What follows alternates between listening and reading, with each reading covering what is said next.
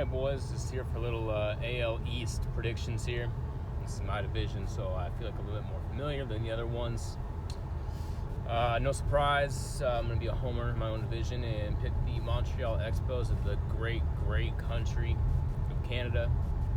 I think the Quebecians are going to be amazing this year. I think that every year though, and it's never really worked out as I planned, so fucking bullshit. But anyways, I'm going to go in with the Expos first.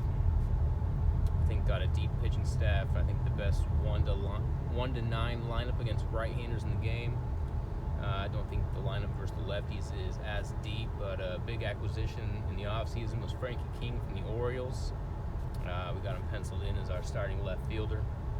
Should probably hit probably second or third in the lineup. That'll be a big boost. Hoping for some big second years from young studs, Andres Mendoza and Danny Anderson. Really excited about this group of guys. Also, we got a starting pitcher, two-way player, Joel Baker, will be anchoring the rotation. And, I think we're going to move into the infield this year. Maybe the shortstop, push Dart over to second. Looking good, man. Still working on another thing on my sleeve here, but the roster's pretty much set, I'm thinking, for opening day. Some big battles, spring training, obviously. Second in the AL East, these 2031 predictions. I was leaning between one of two teams here, but I'm going to go with the New York Yankees, Jimmy Sr.'s squad. I was surprised going through his lineup and his roster. He's actually got some pretty solid starters, one of the better defensive teams in the league. It'll be interesting to see if he can keep up the offense without Kenjamin Baker-Ray. But I think he's the early prediction for second place. Definitely a wild card berth. I was very surprised when I saw how well the defense is lining up over there. Third, I debated putting to number 2, but the Toronto Blue Jays, my buddy Captain Nurse's squad. He's got probably, I think, 2 or 3 of the best top 10 players in the game. Sigurdsson, I think his name is, the catcher, and Velasco, the outfielder. Man, those guys are some fucking beasts, dude. He's got some really good top-end talent. I don't know if the back half of the roster, though, is going to be able to get into the playoff race.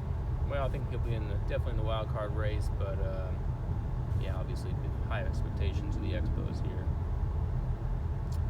Fourth, gonna go with the Boston Red Sox. Colin's been a real pain in my ass the last few years in the AL East, but it's got a good young squad, a lot of five-tool guys. Has taken a step back this offseason, lost outfielder Tucci. I believe he traded away a pretty good starter as well. I think he's one of the 2 or 3 teams of the offseason that lost at least 10 WAR. Interesting to see if he can recouple that, but Luckwell's an MVP candidate, so they'll continue to be a tough squad, but I do think they take a step back this year. And in 5th place, my buddy Nigel. Shout out to the UK. What up, boy? I think he's trying to build his own team here. I anticipate a few changes. He got a fucking stud in Rosales, but I traded him in the King deal.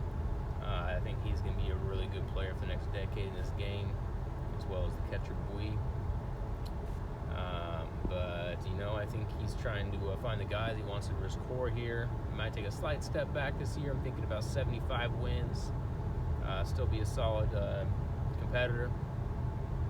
So I'm going to say 101 wins for the Expos, 93 wins for the Yankees, 90 wins for the Blue Jays, 82 wins for the Red Sox, and 75 wins for the Orioles.